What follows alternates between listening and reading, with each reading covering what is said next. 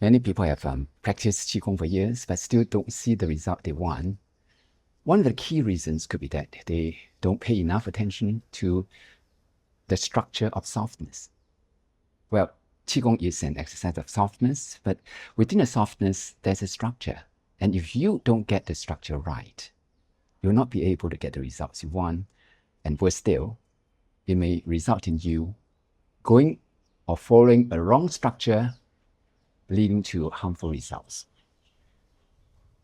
This is what I'm going to explain to you in this video. What I'm going to do is I would use a familiar example to show you why structure is important, and that if you don't follow the right structure, you will not be able to optimize your Qigong movements. The movement is very simple. In fact, even if you have not seen it before, you'll be able to learn it in a minute or two. And for those who have practiced Baduanjin, it's even a better news that it is the 8th movement, the final movement of the sequence. Now, it's so simple. What you do is that you just raise the body and then allow your heel to drop and allow some tremble to take place. All right, it's as simple as that. But if you were to just follow the movement externally without knowing what's inside the structure, then you would not be able to optimize the results. Let me explain to you why. Now, let's do it together. When you don't know what's going to happen inside, what you do by following the external movement is that you push the energy from below. Right? You can only raise the body by raising the heel. So the energy is all below. But the objective of this movement, actually, now this is the final movement of Baduanjin, which is something that is something like a conclusion of the whole sequence. So it is actually regulating the energy flow of the entire body.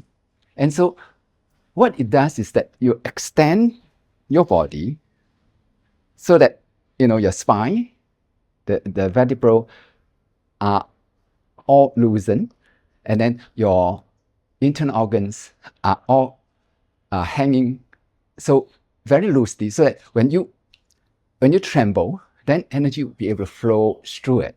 It's a form of exercise which is very interesting. It's just like when you hold a container of rice, you shake it and allow the rice to fall into place. But just imagine that if you don't get this structure right, in other words, you don't raise from above, rather you push from below. Now, pushing from below is still very important. It's part of the energy flow. But if it's just simply based on the energy from below, then you will not be able to extend your body. The spine would not be loosened. Just imagine, it's going this way, and your spine actually, you compress the spine as a result. It's just like, a clothes hanging on a hanger. So if you lift it up, then the clothes would be loosened below. But if you push from below, the clothes would not be loosened. So that's the number one thing. And if you don't get the structure right, you will not be able to allow the energy to flow within, so that it can release stagnation, it can re-regulate the flow of energy. But this is only half of it. And then half of it is the tremble. Why are you doing the tremble? You are doing the tremble